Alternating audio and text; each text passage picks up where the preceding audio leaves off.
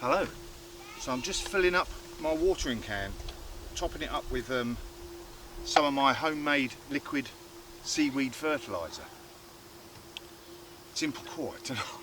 Whoosh! Don't half smell. It's important at this time of year to keep up that fertilising regimen in with the feed once a week, whether it be your fruit and veg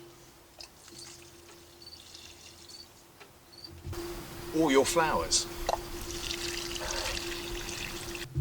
Your plants will have well and truly exhausted all of the goodness that was in the compost that you put in there originally. So you've got to keep going to squeeze every single last little bit out of your plants so that they can produce these last few fruit up here, hopefully, fingers crossed.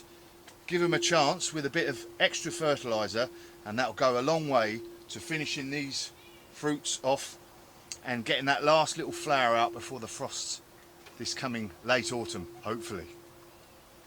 Keep it up and job will be definitely a good one.